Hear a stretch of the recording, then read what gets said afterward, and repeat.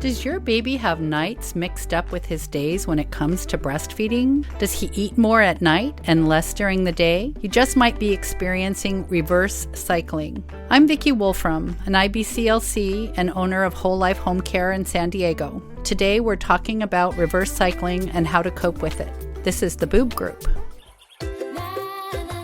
Breast milk, it does a baby good. Silly daddy, boobs are for babies. I make milk. What's your superpower? If my breastfeeding offends you, put a blanket over your head. Dairy diva. Don't be lactose intolerant. Nursing nature's own breast enhancement. Meals on heels. Whoever said there's no use crying over spilled milk never had to pump. Breast milk. All udders are inferior. Whatever your point of view, we're here to support your breastfeeding goals. We're the Boob Group, because mothers know breast. Welcome to the Boob Group, broadcasting from the Birth Education Center of San Diego. The Boob Group is your weekly, online, on-the-go support group for all things related to breastfeeding. I'm your host, Leilani Wild. I'm also an IBCLC and owner of Leilani's Lactation and Doula Services. Thanks to all our members of the Boob Group Club. Join today and get bonus content, transcripts, and discounts. Don't forget to visit our website at newmommymedia.com and subscribe to our newsletter for updates on new episodes. You can stay connected by downloading our free apps available in the Android, iTunes, and Windows Marketplace. Now, Sunny is going to tell us more about our virtual panelist program. Hello, everyone. So, for everyone out there who's on social media, we need you to follow the Boob Group on Facebook, follow us on Twitter, look for the hashtag BoobGroupVP, because I'm on our social media accounts right now, and I usually post stuff the week leading up to our taping, and I'm going to be asking you guys the same questions that we're talking about here in the studio. So, for example, today we're talking about reverse cycling. So, I'm posting questions about reverse cycling. We really want to hear what you have to say so you can be part of the conversation. Again, look for that hashtag BoobGroupVP to be part of our conversation. Today, we have Carissa joining us on the phone. Carissa, can you introduce yourself? Hi, I'm Carissa, and I am a 21-year-old first-time mom, and I'm actually staying at home and raising my son, and that's something I'm really looking forward to doing. My son is 6 months old, and his name is Lincoln. And right now, he's the pride and joy of our lives. And we have Vicki here today, Vicki Wolfram. I'm the mother of 5 children and 9 grandchildren, and breastfed them all for many years and have had lots of experience with reverse cycling. All right.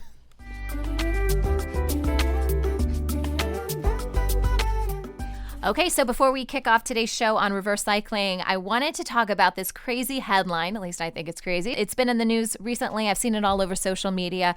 The headline here is Breastfeeding Mom Wins Battle Over Tattoo. So let me break this down for you. A judge, this happened in Australia, by the way. So an Australian mom, she's 20 years old. She was originally banned by a judge from breastfeeding her 11-month-old infant because she got a tattoo. And this was a tattoo that was on her foot. The judge said that it was an unacceptable risk of harm. Despite the mother, she was being tested. She tested negative for both hepatitis and HIV. But the judge just said there was no reason for you to do this. That was silly, and therefore you're not allowed to breastfeed your baby. And there's other people out there that are saying what this judge did set a very dangerous precedent. I mean, here we are trying to advocate for breastfeeding, and you're telling this mother she can't breastfeed her baby. So again, that was the original ruling. It has since been overturned. So the new news is that this ruling has been overturned. The mother can now breastfeed her baby. Crazy. I can't even believe the original ruling. Right. I mean, what was the point? Did he actually have a specific reason? I didn't read the article, but I did come across it. Just that it was an unacceptable risk of harm. Really? Like she was endangering her baby. That's amazing. I mean, is there anything that you guys can even think of, like infection? I don't even know where. I mean, it was on her foot. Right. I mean, there would be no risk to her baby. That's just misogyny right there, I think, Yeah, I think, personally, I think probably the judge has a personal, disdain to tattoos, and he was probably just wanting to punish her and make a point. Yeah. Right. And the part that I find interesting is, how was he going to enforce this ruling? Was there going to be a sheriff in her bedroom all night long while her baby was reverse cycling and breastfeeding? I mean, how was he going to stop a mother from breastfeeding her baby? Really. He was going to come in at night, I Yeah, guess. and sit there and, don't you get on that breast, child. Well, and I'm curious, like, how did this case even get brought up? Who was complaining? Okay, so it says that the case came before the court because of concerns raised by the baby's father as part of a bitter custody dispute. Oh, there you go. So now we know the real reason, right? Oh, yes. Jeez. That's really scary because it's such a slippery slope. Right. Angry dads in custody battles could be bringing up lots of things that breastfeeding mothers are doing.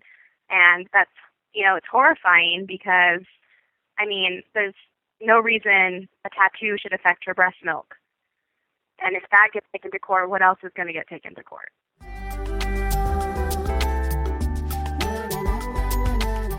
Today on the Boob Group, we're discussing reverse cycling and how to cope with this breastfeeding schedule our babies are asking from us. Vicki Wolfram is our expert. She's a IBCLC nurse, midwife, and owner of Whole Life Home Care here in San Diego. Vicki, welcome to the Boob Group. Thank you. I'm so happy to be here. So, Vicki, what is reverse cycling? Well, reverse cycling is just kind of a fancy name for a baby who wants to breastfeed all night long and is not that interested in breastfeeding during the daytime, or a baby that doesn't have the opportunity to breastfeed that much during the daytime because the mom is separated from the baby. When they're separated, is it usually just a temporary thing, or is it because they went back to work, or what could it could be a temporary thing where, let's say the mom, I've seen situations where the mom had to go to the emergency room because she had a migraine. So she was gone during the day, and the baby, wasn't really interested in taking a bottle. And so when the mom comes back, the baby just wants to breastfeed all the time and all night long, even though the baby hasn't done that recently. But it's more common. It's very common when the baby is about in that 4 to 5 month window. All of a sudden, babies are aware that there's a lot of interesting things going on in the world, and they're very distracted, and they pop off and on the breast. They just don't want to spend those nice, long, lovely, minutes breastfeeding. They want to, get on for seconds really, and then just get a tiny bit of milk. And a lot of times those babies, in order to have enough calories and to really satisfy themselves, they need to breastfeed at nighttime. And so they will breastfeed as much as the mom allows them to during the night. Carissa, have you experienced reverse cycling? Yes. What you just described is exactly how my son was starting around 5 months. And are you still going through this right now? Yes. We have good days and bad days. It seems like the days where we're out a lot, he's too distracted to nurse, and he really only wants to nurse if we're at home on the couch, no TV on. Then he's, bored enough that he'll actually allow me to nurse him. But if we're out anywhere, he will not stay latched for more than, 30 seconds at a time. Leilani met him a couple times, and he's just, he's a goofball. He wants to be playing around and get everyone's attention. Yeah, he's very, very energetic. Mm-hmm. So at night, he wants to nurse all night. Vicki, how long does this normally last? It depends on the reason. In the case of a baby who is doing this because the mom has gone back to work, most babies eventually come to terms with the bottle during the day and will start to settle down after a few weeks. That's a tough few weeks for the mom who's trying to go back to work and then is exhausted the next day because her baby's been nursing all night. But as the baby learns, to do a better job with the bottle during the day, and then, they'll be more satisfied. In a few weeks, it often settles down. For the baby that's just a high energy baby that loves to be on the go during the day and breastfeed at night, that's a little bit trickier. That can, go on for quite a few months. But it also is something that the baby is going to grow out of. They don't do it forever. Carissa, your baby, you don't supplement with anything else, right? It's just strictly breastfeeding? Yes. Yeah. Great. Yeah, he has started on solids, but I mean, only a couple bites at a time. Right. So she's running around chasing her little man, and he's like, "I'm too busy to eat." Mm-hmm. Right? Is that about right? Yeah, he's wild. As soon as I act like I'm going to nurse him, he's just pushing off me and whining at me because he wants back on the floor so he can crawl around. Mm-hmm. Yeah. And do you co-sleep with him at night? Sometimes. I originally didn't plan on it, and then when he started wanting to nurse all night, we actually went and bought a king-size bed and put it on the floor so we could safely co-sleep because Great. my bed before wasn't big enough. So he's in our bed some nights, but I also have his crib in our room, and I do try to put him in the crib. Mm-hmm. Can babies start off okay and seem like they're on track and then get off track? Can they be, not have reverse cycling issues and be older, I guess, and then develop it? Or this is something we're really talking about in the very first few months of life? Is it something that you're experiencing that you're no, trying to it's just a general question. It generally does happen when babies are older. I mean, the first few weeks of a baby's life, it's quite possible because they haven't developed a circadian rhythm. Okay. And they don't really know the difference between day and night, light and dark. But as they start to be exposed to light and dark and, the way life works and the quiet darkness in the night and the light in the daytime, most babies by about 6 weeks have developed a circadian rhythm that does allow them to start sleeping, 3, 4, 5 hours at night. And those little babies, you think, oh, gosh, we finally got it, And then sometimes, when mom goes back to work or when babies get into this distractibility phase, it just changes back where all of a sudden they don't eat that much during the day and they want to eat all night. Okay. So at what point, I know it varies probably based on the child, but are we talking about at a 6-month point? Or are we talking when, because you're saying the baby already established a rhythm, knows night and day, and then would fall into this reverse cycling pattern, right? Right. So then once the baby's older than 6 months, you can start to try to manipulate it a little bit in terms of you're feeding the baby, you're having maybe a more regular eat, play, sleep type of a program during the day. And at night, you can also, if the baby, has some good feedings during the day, you can start feeling a little bit more confident that just because the baby will breastfeed all night long, he doesn't have to breastfeed all night long. So you can start, trying to offer him other soothing techniques besides the breast every time he wakes up at the night. When we come back, we will discuss some tips to handle reverse cycling and hopefully turn things around. We will be right back.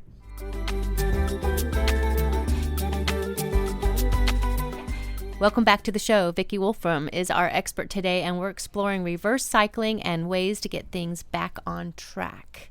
Vicki, what do you do if your newborn has his days and nights mixed up?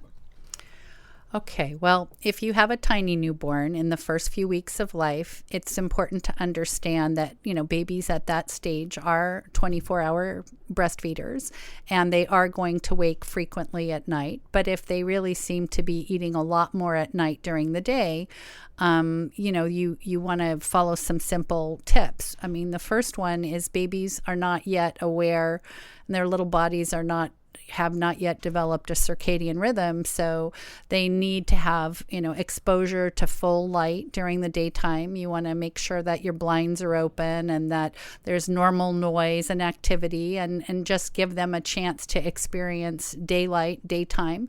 And then at night you want to keep things dark and calm and quiet, and try to do the feedings with minimal entertainment value to them. Most babies with this type of a pattern will be able to know the difference between day and night at about 6 weeks, and their body will also respond by producing more melatonin as it gets dark in the evening, and so they'll sleep better in the evening, and they'll be able to start sleeping for 3, 4, 5 hours at a time in the second and third month. And with the older baby, do you recommend co-sleeping? Well, with the older baby, it's definitely much more of a challenge. And I think a lot of it depends on the individual baby, how well he's gaining weight. Is he a baby that's eating solid foods? If he's eating solid foods and he's gaining well, then you have to start to modify his nighttime eating to see if he will eat more in the day or can continue to gain well in the day. Older baby, we're talking, a baby that's, 5, 6, 7 months who started to have solids during the daytime. Many times that baby at night can go longer. He just has gotten into a habit or a pattern of, especially if the mom is co-sleeping, of breastfeeding all night long. So you really kind of have to decide at that point, is it something that you're comfortable with? A lot of moms, they're co-sleepers anyway. They're completely comfortable with it. They don't wake up. They just kind of roll over and put the breast in the baby's mouth, and they're happy to do that. And if that works for you, there isn't any real reason to change it.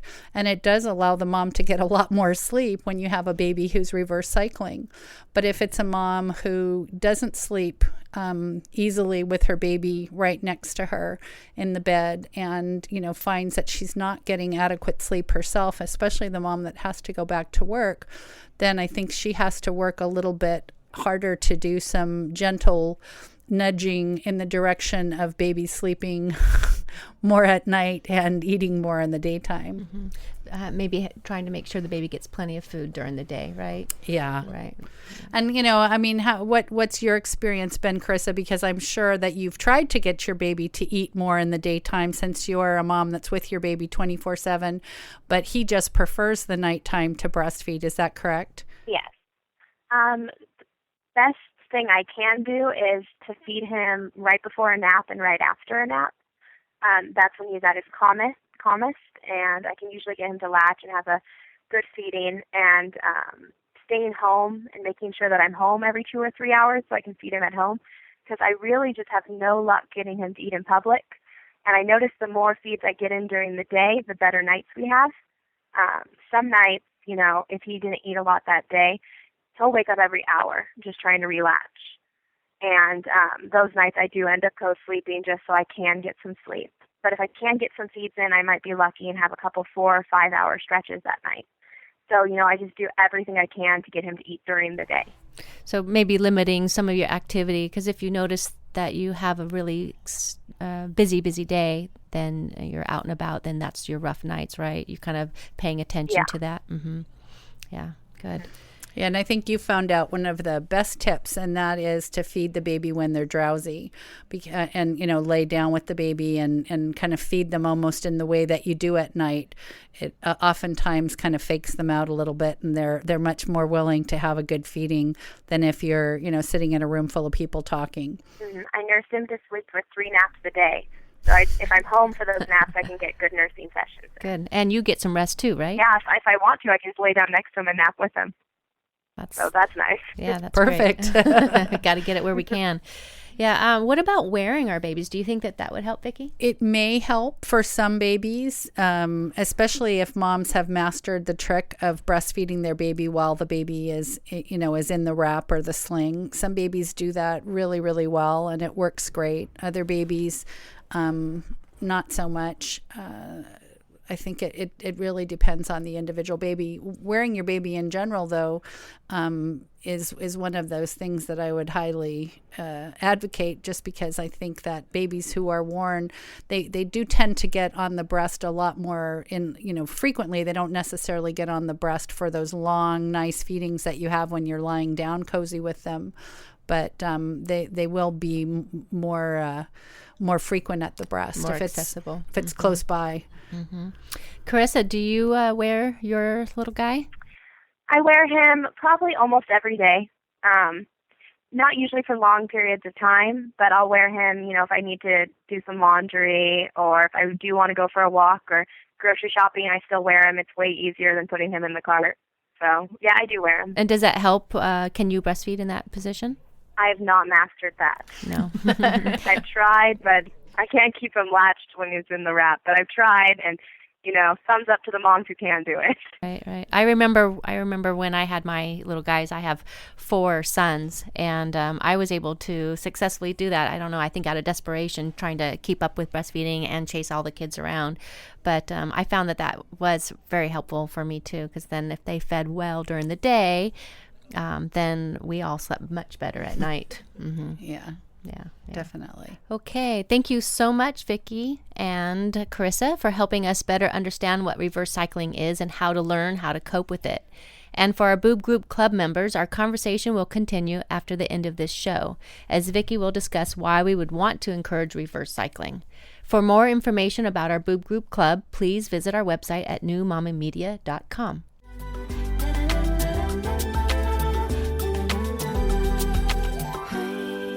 Hey, Boob Group, it's time for a fun segment we have on the show called Boob Oops, and it's where we share our funny breastfeeding and pumping stories, funny stuff that's happened to us, usually in public, that only other breastfeeding and pumping mothers would really appreciate. And this comment today comes from Annie, and Annie wrote this on our Facebook page. She says, I was in Target a week or 2 ago, and my 7-month-old needed to nurse. So I decided to browse the baby department and let him nurse in the Ergo while my 2-year-old finished her icy. I had already told her multiple times to keep the lid on and the straw in. And I looked down and both are off, and she had hands inside the icy cup. As I'm scolding her and tossing the icy in the trash, she starts screaming. I look over and there's a man staring at us with this mortified look on his face. I thought surely he has seen a toddler throw a fit. So I looked down, and at some point the baby had unlatched and my boob is just hanging out. Oh my goodness, Annie. I bet your face just turned bright red when this happened. Thanks so much for sharing that. If you guys have a funny boob oops that you want to share with our audience, we would love to hear it.